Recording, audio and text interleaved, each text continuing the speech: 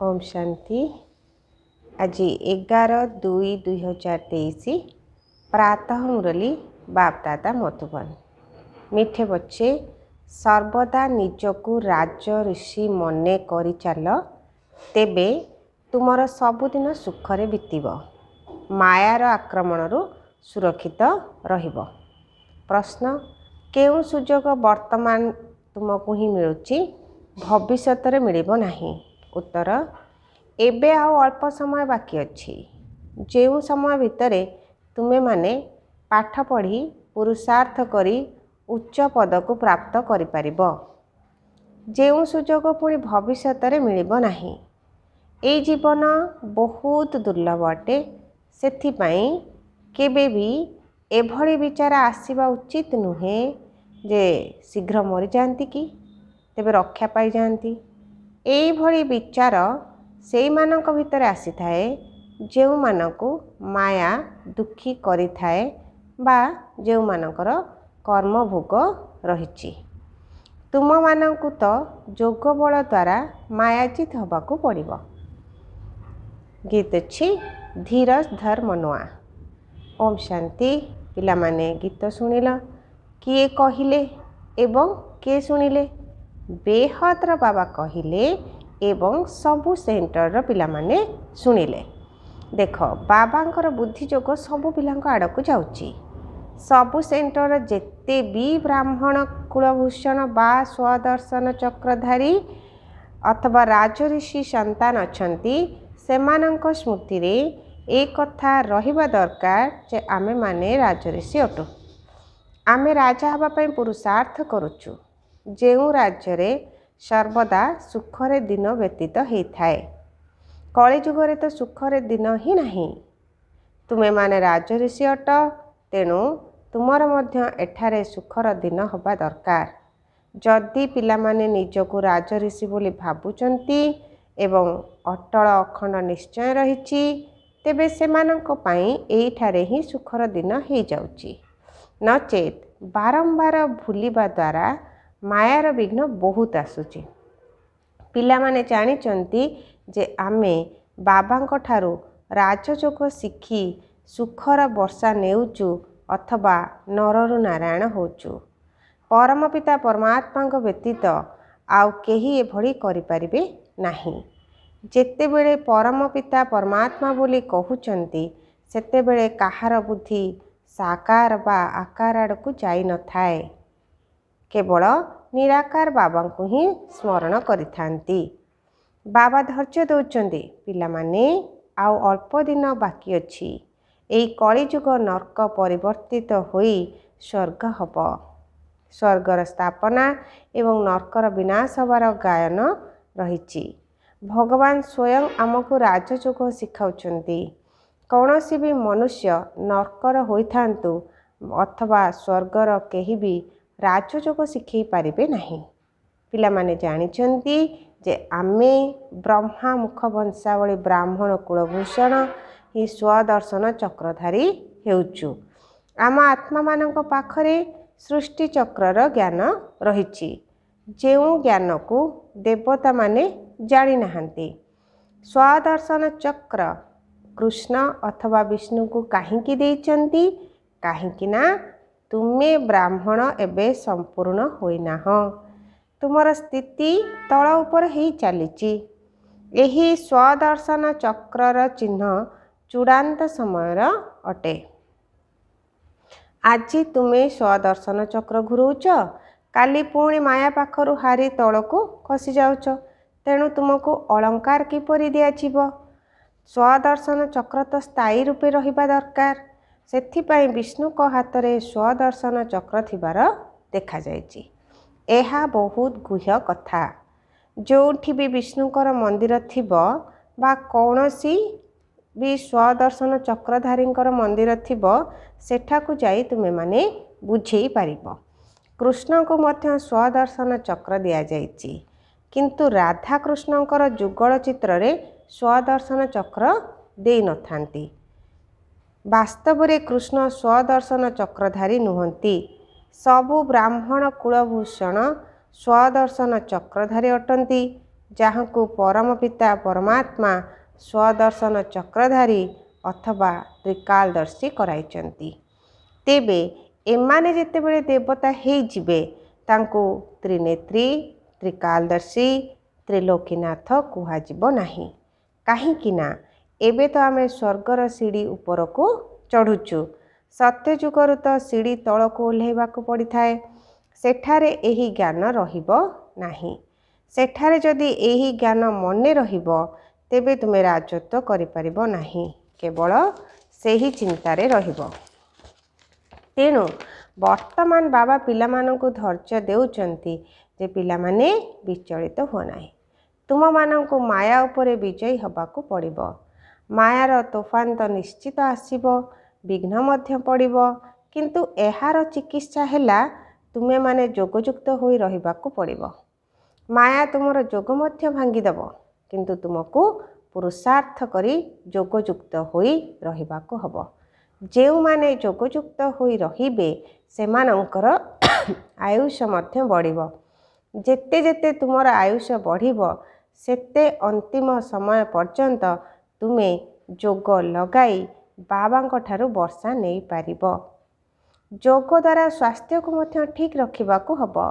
ସେଥିପାଇଁ ବାବା କହୁଛନ୍ତି ଯୋଗୀ ହୁଅ, ମୋତେ ନିରନ୍ତର ମନେ ପକାଅ। ତୁମେମାନେ ଯେତେ ପୁରୁଷାର୍ଥ କରିବ ସ୍ୱର୍ଗରେ ସେତେ ପ୍ରାରବ୍ଧ ପାଇବ। ତେଣୁ ବାବା କହୁଛନ୍ତି ପିଲାମାନେ ଯୋଗଯୁକ୍ତ ହୋଇ ରହିଲେ ତୁମର ବିକର୍ମ ବିନାଶ ହେଇଯିବ। ବାକି ଆଉ ଅଳ୍ପ ସମୟ ରହିଛି।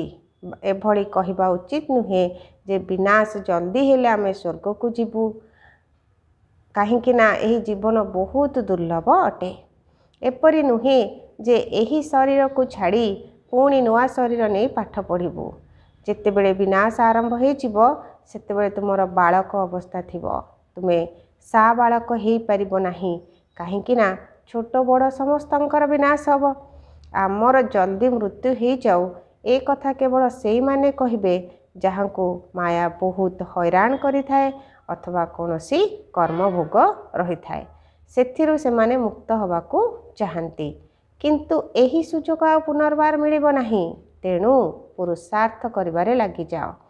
ବାକି ତ ଯେତେବେଳେ ସମୟ ଆସିବ ସେତେବେଳେ ନ ଚାହିଁଲେ ମଧ୍ୟ ସମସ୍ତଙ୍କୁ ଯିବାକୁ ପଡ଼ିବ।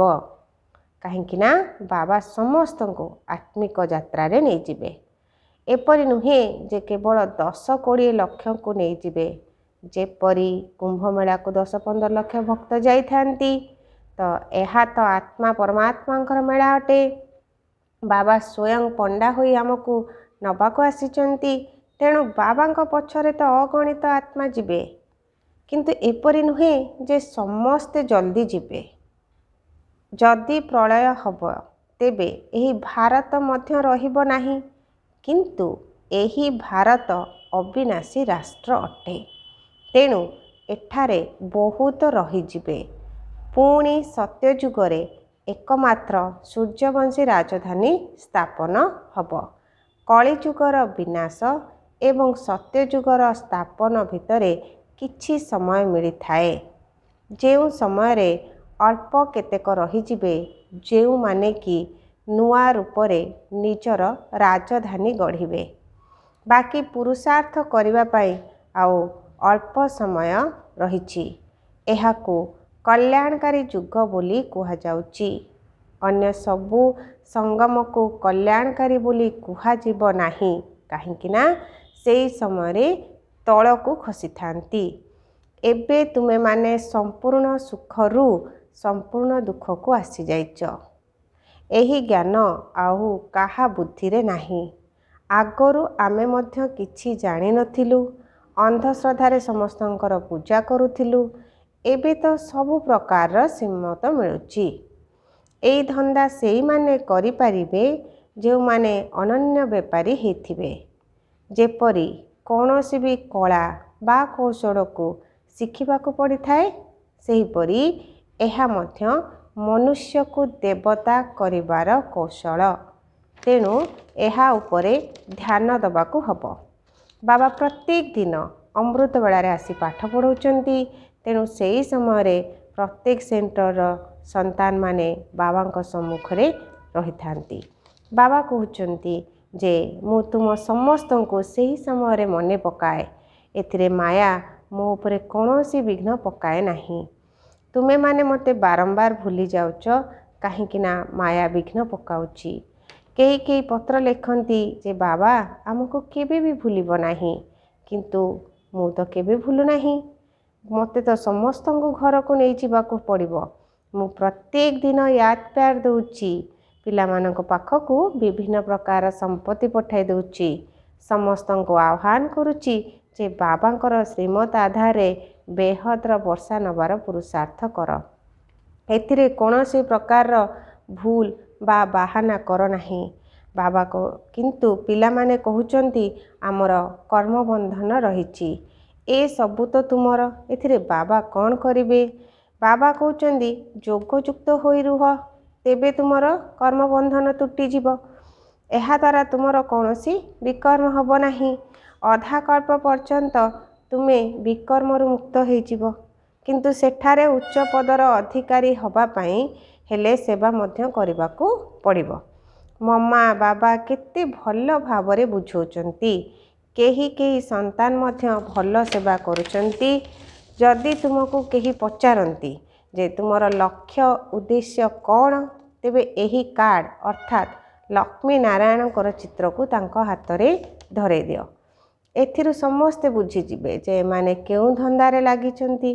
ए कथा मध्य से माने कहिबे जे ये तो बहुत बड़ व्यापारी अटंती। प्रत्येकंकर नाड़ी देखिबाकू हबो। सबुठारु भल हला चक्र उपरे बुझेबा। किपरि भी मनुष्य हेई थांतु ए चक्र को देखि बुझीजिबे जे वास्तव रे एहा कलिजुग, एबे सत्यजुग आसीबाकू जाउची। तुमे माने क्रिस्टियन माननकु मध्य बुझेई पारिबो जे एहा नरक, वर्तमान स्वर्गर स्थापना होची। तेबे स्वर्ग तो निश्चित स्वर्गीय ईश्वर पिता ही करिबे, किंतु मनुष्य मानकर बुद्धि एपरि हेई गलानी जे निजको नरकवासी बोली भाबु नाहंती। ए कथा मध्य कहउचंती जे अमुक स्वर्गवासी हैला, तेबे एथिरु प्रमाणित हेउची जे निश्चित आमे नरकरे अछु। एबे कलिजुग चलीची, तेबे पुनर्जन्म मध्य आमे निश्चित ए कलिजुग रे ही नबा। एबे स्वर्ग कोठी अछि? बाबा तो कहउचंती श्मशान रे जाई बुझाओ, किंतु पिला माने खूब शीघ्र थकी जाउचंती। समस्तंको बुझेइबा दरकार जे एबे तो कलिजुग चलीची। जदि तुमे माने स्वर्ग रे पुनर्जन्म नबाकू चाहुच, तेबे एठा को आसी बुझ। आमे मध्य पुरुषार्थ करुचु, पुणी एही नरक ही रहिबो नाही। तुमे स्वर्ग को जिबाकू चाहुच, सेठारे तो विष मिलिबो नाही। ताकू एठारे ही छाड़िबाकू पड़िबो। किपरि? एहार उपाय बाबा बतौचंती। नेपाल रे विजय अष्टमी दिन छोट बड़ समस्ते शिकार करियाकू जाइथांती। सेई भली तुमे माने मध्य समस्त को बुझाओ जे घरे घरे शिव बाबांकर एवं लक्ष्मी नारायणकर चित्र निश्चित रखिबा दरकार।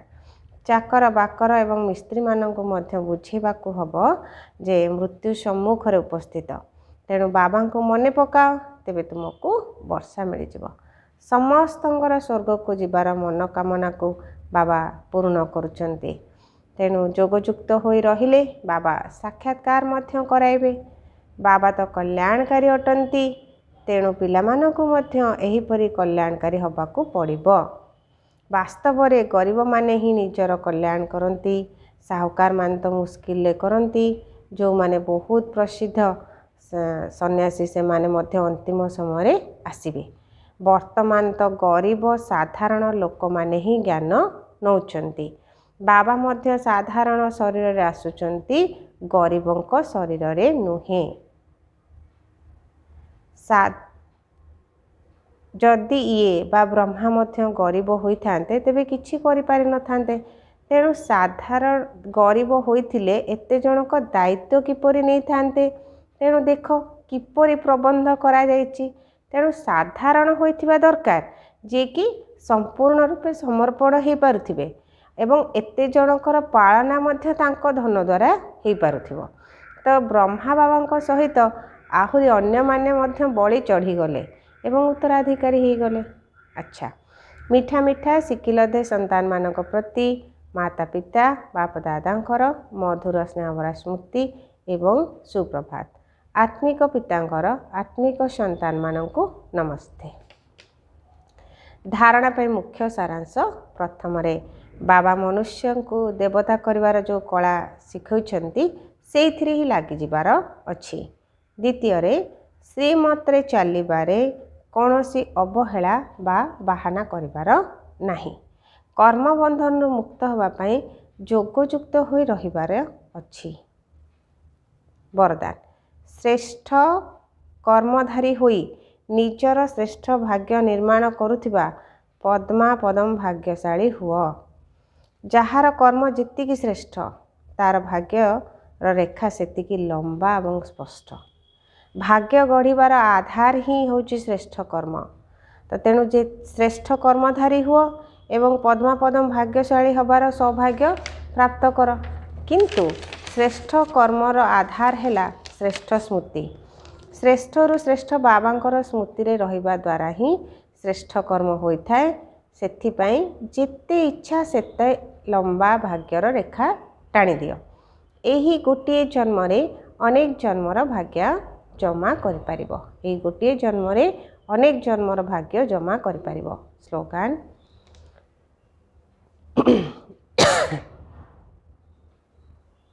निजर संतुष्टतार व्यक्तित्व द्वारा अनेक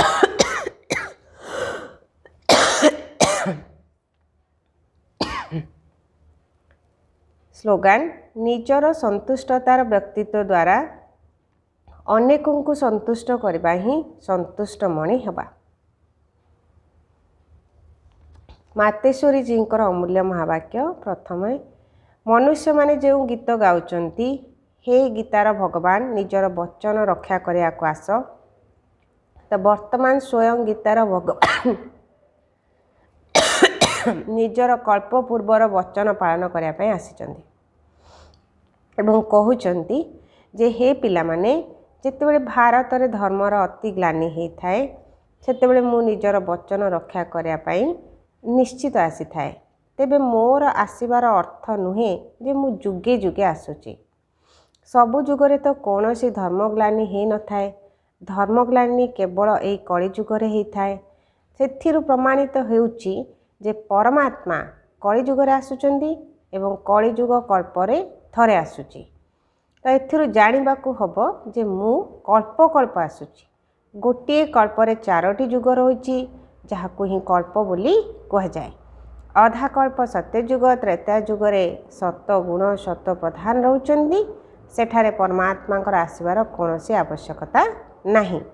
तृतीय रे द्वापर जुगरु तो अन्य सबु धर्म आसीबा आरंभ होउची। तेणु सेही समय मध्य अति धर्मर ग्लानि हेउ नाही। तेबे एथिरु प्रमाणित हेउची जे परमात्मा सेही 3 जुगरे तो आसुनांदी। बाकी रहिला कली जुग। एहार अंतिम समय रे अति धर्मग्लानि हेइथाए। तो जो समय परमात्मा आसी अधर्मर विनाश करी सत धर्मर स्थापना करुचंती। जदि द्वापर जुगरे आसी थांते तेबे द्वापर परे तो एबे सत्य जुग हेइथांता।